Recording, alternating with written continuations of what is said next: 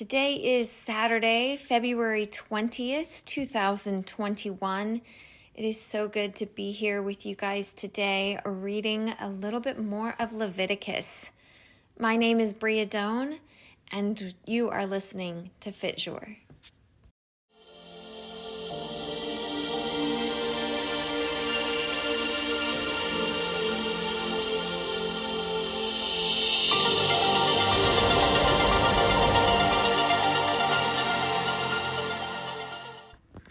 All right, so today we are reading Leviticus. We will be in chapters 12 through 14, verse 32. So we don't read all of chapter 14, just a little portion of it. We are continuing to talk about, in this section, clean versus unclean, and we'll kind of dig into that a little bit more today too. So let's begin with Leviticus chapter 12. The Lord said to Moses, "Give the following instructions to the people of Israel. If a woman becomes pregnant and gives birth to a son, she will be ceremonially unclean for 7 days, just as she is unclean during her menstrual period. On the 8th day, the boy's foreskin must be circumcised. After waiting 33 days, she will be purified from the bleeding of childbirth. During this time of purification, she must not touch anything that is set apart as holy. She must not enter the sanctuary until her time of purification is over. If a woman gives birth to a daughter, she will be ceremonially unclean for 2 weeks, just as she is unclean during her menstrual period. After waiting 66 days, she will be purified from the bleeding of childbirth. When the time of purification is completed for either a son or daughter, the woman must bring a 1-year-old lamb for a burnt offering and a young pigeon or turtle dove for a purification offering. She must bring her offerings to the priest at the entrance of the tabernacle. The priest will then present them to the Lord to purify her. Then she will be ceremonially clean again after her bleeding at childbirth. These are the instructions for a woman after the birth of a son or a daughter. If a woman cannot afford to bring a lamb, she must bring 2 turtle doves or 2 young pigeons. One will be for the burnt offering and the other for the purification offering. The priest will sacrifice them to purify her, and she will be ceremonially clean. The Lord said to Moses and Aaron, "If anyone has a swelling or a rash or discolored skin that might develop into a serious skin condition, that person must be brought to Aaron the priest or to one of his sons. The priest will examine the affected area of the skin. If the hair in the affected area has turned white and the problem appears to be more than skin deep, it is a serious skin disease, and the priest who examines it must pronounce the person ceremonially unclean. But if the affected area of the skin is only a white discoloration and does not appear to be more than skin deep, and if the hair on the spot has not turned white, the priest will quarantine the person for 7 days. On the 7th day, the priest will make another examination. If he finds the affected area has not changed and the problem has not spread on the skin, the priest will quarantine the person for 7 more days. On the 7th day, the priest will make another examination. If he finds the affected area has faded and has not spread, the priest will pronounce the person ceremonially clean. It was only a rash. The person's clothing must be washed, and the person will be ceremonially clean. But if the rash continues to spread after the person has been examined by the priest and has been pronounced clean, the infected person must return to be examined again. If the priest finds that the rash has spread, he must pronounce the person ceremonially unclean, for it is indeed a skin disease. Anyone who develops a serious skin disease must go to the priest for an examination. If the priest finds white swelling on the skin and some hair on the spot has turned white and there is an open sore in the affected area, it is a chronic skin disease, and the priest must pronounce the person ceremonially unclean. In such cases, the person need not be quarantined, for it is obvious that the skin is defiled by the disease. Now suppose the disease has spread all over the person's skin, covering the body from head to foot. When the priest examines the infected area and finds that the disease covers the entire body, he will pronounce the person ceremonially clean. Since the skin has turned completely white, the person is clean. But if any open sores appear, the infected person will be pronounced ceremonially unclean. The priest must make this pronouncement as soon as he sees an open sore, since open sores indicate the presence of a skin disease. However, if the open sores heal and turn white like the rest of the skin, the person must return to the priest for another examination. If the affected areas have indeed turned white, the priest will pronounce the person ceremonially clean by declaring, "You are clean." If anyone has a boil on the skin that has started to heal, but a white swelling or reddish white spot develops in its place, that person must go to the priest to be examined. If the priest examines it and finds it to be more than skin deep, and if the hair in the infected area has turned white, the priest must pronounce the person ceremonially unclean. The boil has become a serious skin disease. But if the priest finds no white hair on the affected area and the problem appears to be no more than skin deep and has faded, the priest must quarantine the person for 7 days. If during that time the affected area spreads on the skin, the priest must pronounce the person ceremonially unclean, because it is a serious disease. But if the area grows no larger and does not spread, it is merely the scar from the boil, and the priest will pronounce the person ceremonially clean. If anyone has suffered a burn on the skin and the burned area changes colors, becoming either reddish white or shiny white, the priest must examine it.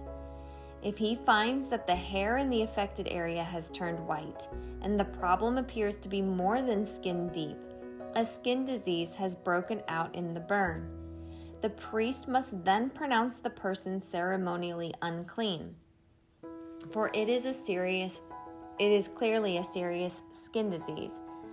But if the priest finds no white hair on the affected area and the problem appears to be no more than skin deep and has faded, the priest must quarantine the infected person for 7 days. On the 7th day, the priest must examine the person again. If the affected area has spread on the skin, the priest must pronounce that person ceremonially unclean, for it is clearly a serious skin disease. But if the affected area has not changed or spread on the skin and has faded, it is simply a swelling from the burn. The priest will then pronounce the person ceremonially clean, for it is only a scar from the burn. If anyone, either a man or woman, has a sore on the head or chin, the priest must examine it. If he finds that it is more than skin deep and has a fine yellow hair on it, the priest must pronounce the person ceremonially unclean. It is a scabby sore of the head or chin. If the priest examines the scabby sore and finds that it is only skin deep, but there is no black hair on it, he must quarantine the person for 7 days. On the 7th day, the priest must examine the sore again. If he finds that the scabby sore has not spread and there is no yellow hair on it, and it appears to be only skin deep, the person must shave off all hair except the hair on the affected area. Then the priest must quarantine the person for another 7 days. On the 7th day, he will examine the sore again. If it has not spread and appears to be no more than skin deep, the priest will pronounce the person ceremonially clean. The person's clothing must be washed, and the person will be ceremonially clean. But if the scabby sore begins to spread after the person is pronounced clean, the priest must do another examination. If he finds that the sore has spread, the priest does not need to look for yellow hair. The infected person is ceremonially unclean. But if the color of the scabby sore does not change and black hair has grown on it, it has healed. The priest will then pronounce the person ceremonially clean. If anyone, either a man or woman, has shiny white patches on the skin, the priest must examine the affected area. If he finds that the shiny patches are only pale white, this is a harmless skin rash, and the person is ceremonially clean. If a man loses his hair and his head becomes bald, he is ceremonially clean. And if he loses hair on his forehead, he simply has a bald forehead. He is still clean. However, if a reddish white sore appears on the bald area at the top or back of his head, this is a skin disease. The priest must examine him, and if he finds swelling around the reddish white sore anywhere on the man's head, and it looks like a skin disease, the man is indeed infected with a skin disease and is unclean. The priest must pronounce him ceremonially unclean because of the sore on his head. Those who suffer from a serious skin disease must tear their clothing and leave their hair uncombed. They must cover their mouth and call out, "Unclean, unclean," as long as the serious disease lasts. They will be ceremonially unclean. They must live in isolation in their place outside the camp. Now, suppose mildew contaminates some woolen or linen clothing, woolen or linen fabric, the hide of an animal, or anything made of leather. If the contaminated area in the clothing, the animal hide, the fabric, or the leather article has turned greenish or reddish, it is contaminated with mildew and must be shown to the priest. After examining the affected spot, the priest will put the article in quarantine for 7 days. On the 7th day, the priest must inspect it again. If the contaminated area has spread, the clothing or fabric or leather is clearly contaminated by a serious mildew and is ceremonially unclean. The priest must burn the item, the clothing, the woolen or linen fabric, or piece of leather, for it has been contaminated by a serious mildew. It must be completely destroyed by fire. But if the priest examines it and finds that the contaminated area has not spread in the clothing, the fabric, or the leather, the priest will order the object to be washed and then quarantined for 7 more days. Then the priest must examine the object again. If he finds that the contaminated area has not changed color after being washed, even if it did not spread, the object is defiled. It must be completely burned up, whether the contaminated spot is on the inside or outside. But if the priest examines it and finds that the contaminated area has faded after being washed, he must cut the spot from the clothing, the fabric, or the leather. If the spot later reappears on the clothing, the fabric, or the leather article, the mildew is clearly spreading and the contaminated object must be burned up. But if the spot disappears from the clothing, the fabric, or the leather article after it has been washed, it must be washed again. Then it will be ceremonially clean. These are the instructions for dealing with mildew that contaminates woolen or linen clothing or fabric or anything made of leather. This is how the priest will determine whether these items are ceremonially clean or unclean. And the Lord said to Moses, "The following instructions are for those seeking ceremonial purification from a skin disease, those who have been healed, but must be brought to the priest, who will examine them at a place outside the camp. If the priest finds that the person has been healed of a serious skin disease, he will perform a purification ceremony using 2 live birds that are ceremonially clean, a stick of cedar, some scarlet yarn, and a hyssop branch.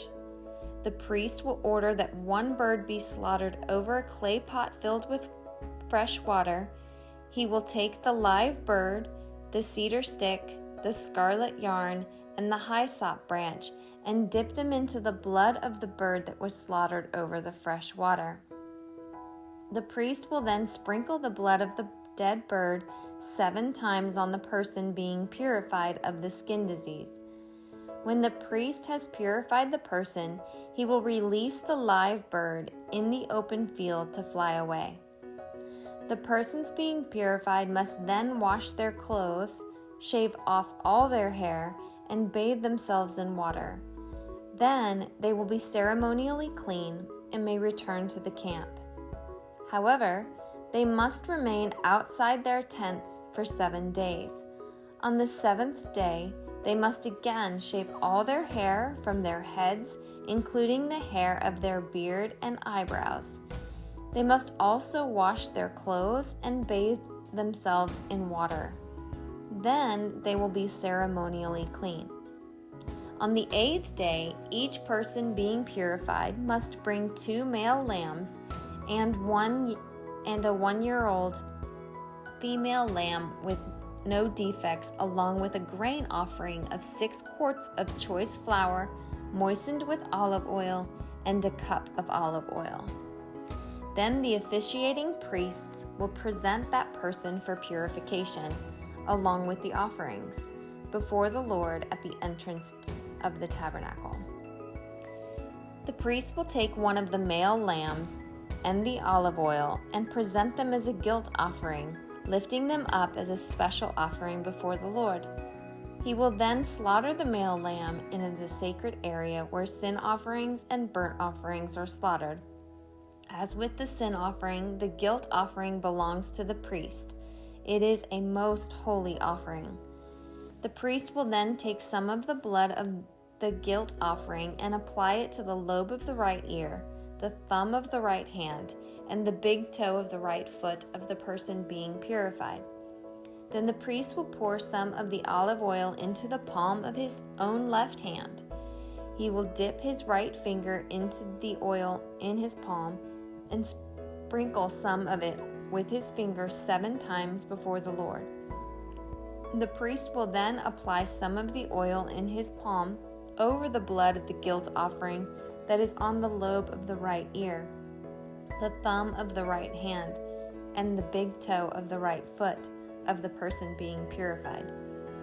The priest will apply the oil remaining in his hand to the head of the person being purified. Through this process, the priest will purify the person before the Lord. Then the priest will present the sin offering to purify the person who was cured of the skin disease. After that, the priest will slaughter the burnt offering and offer it on the altar along with the grain offering. Through this process, the priest will purify the person who was healed, and the person will be ceremonially clean. But anyone who is too poor and cannot afford these offerings may bring 1 male lamb for a guilt offering to be lifted up as a special offering for purification. The person must also bring 2 quarts of choice flour moistened with olive oil for the grain offering and a cup of olive oil. The offering must also include 2 turtle doves or 2 young pigeons, whichever the person can afford. One of the pair must be used for the sin offering and the other for the burnt offering. On the 8th day of the purification ceremony, the person being purified must bring the offerings to the priest in the Lord's presence at the entrance of the tabernacle. The priest will take the lamb for the guilt offering along with the olive oil and lift them up as a special offering to the Lord. Then the priest will slaughter the lamb for the guilt offering. He will take some of the blood and apply it to the lobe of the right ear, the thumb of the right hand, and the big toe of the right foot of the person being purified. The priest will also pour some of the olive oil onto the palm of his own left hand. He will dip his right finger into the oil in his palm and sprinkle some of it 7 times before the Lord. The priest will then apply some of the oil in his palm over the blood from the guilt offering that is on the lobe of the right ear, the thumb of the right hand, and the big toe of the right foot of the person being purified. The priest will apply the oil remaining in his hand to the head of the person being purified. Through this process, the priest will purify the person before the Lord. Then the priest will offer the 2 turtle doves or the young 2 pigeons, whichever the person can afford. One of them is for a sin offering and the other for a burnt offering, to be presented along with the grain offering. Through this process, the priest will purify the person before the Lord. These are the instructions for purification for those who have recovered from a serious skin disease, but who cannot afford to bring the offerings normally required for the ceremony of purification. So there's a lot of rules there of how to be purified, and a lot of times these things don't make a whole lot of sense to us, but we have to go back in history and we have to remember when and where this is taking place. So I think yesterday I talked about how God wants the Israelite nation to be set apart as holy. So all of these rules that they have for purification is still aligning with that, where the Israelites will be set apart from the other cultures that are around, the Egyptian culture, the Canaanite cultures. Those cultures have like pagan rituals. They use blood and bow down to other gods. There's the fertility god, the sex god, the food god. Like there's a god for everything. And so this whole idea that we have to have rules of what's clean and how we get clean from any kind of unclean circumstance. So let's look at the pregnancy piece, or the childbirth piece. Blood was a disease carrier, and so it was, when blood was around, it needed to be cleansed. And one thing to think about is those of you who have had children, whether female or mamas or papas, you guys know that when you have a newborn, like, life changes. It's really hard. And so this is actually kind of, if you think about it, it's a gift from God, right? So you're not allowed to present yourself to the Lord and to worship God when you are unclean. So that means that when women, when they were having their menstrual cycle, like, they couldn't go to church. They couldn't be in the presence of God and worship Him. They had to wait until all of that was over. Well, the same thing applied to childbirth. And what's really interesting is that they were given 33 if it was days if it was a boy, and 66 days if it was a daughter, to become ceremonially clean, to wait that time for all of the bodily stuff to happen, right?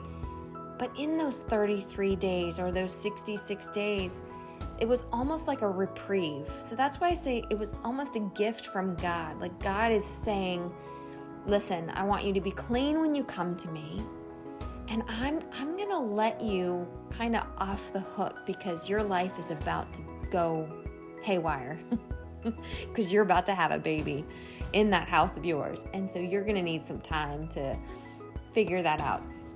Now, understand that this culture doesn't mean that they're in their houses and not talking to God or being a part of, having God be a part of their lives. They just weren't allowed to go to the tabernacle. They had to be in a clean state or be presenting something for a purification ceremony in order to be in that tabernacle, because that was the presence of God. So something to consider. Again, this is really hard, right, for us to apply, but this is the idea of sanctification that we have today. Sanctification simply is making something holy or declaring that it is holy. And that is what God is doing. Our relationship with God is a process in sanctification that doesn't end until we are in His presence in heaven. In Matthew, Jesus actually asks the Pharisees and the Sadducees, how clean are you? Let's investigate. Let's look internally at how clean is your life? How clean is your body?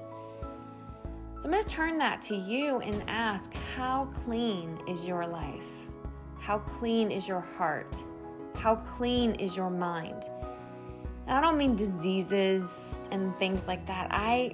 We can have unclean thoughts. We can have just real heavy hearts and bad thinking with other people, bad experiences with other people, just, that create an unclean heart that God doesn't want presented to Him. And so that's why we go to Him, to try to clean those things up, to clean our minds so that we can be loving others instead of judging others. It is not our job to judge. It is not our job to condemn. And that's God's. God is the one that will judge. God goes and judges for us and vindicates for us. It's not for us to do.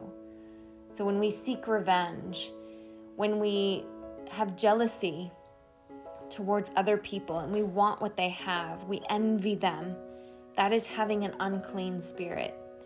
And the only way to come to that cleanliness is through a relationship with Jesus, and asking Him to come and purify your heart and your mind. So let's do that today. Father God, we come to You. I don't know what anyone listening, what they're going through and what is in the process of their lives, but God, we know that we need You to renew. Jesus, come and renew our minds. It is said that when we are saved, we are given a new life. The old is gone and the new has come. So God, we just ask that You awaken that newness in us, that You help us to stay purified, that we can come to You in Your presence and be clean. God, for any of us that are struggling with jealousy or envy, that we want what other people have, help us to have a spirit of adequacy, that what You have given us and what You are doing in our lives is enough. We have enough. In a world that tells us to go seek and to go get more and buy more and have more, and it's never enough, God, in Your presence, it is enough. We are enough. You are enough in the presence of God. So those lies that are in your mind, saying that you aren't enough, that you don't have value, give that to God. Ask Him to come and purify those thoughts. He is the only one that can change your internal status. And that's really what we need to be working on, is our internal status. Because when that's clean and when that's pure, it comes out externally.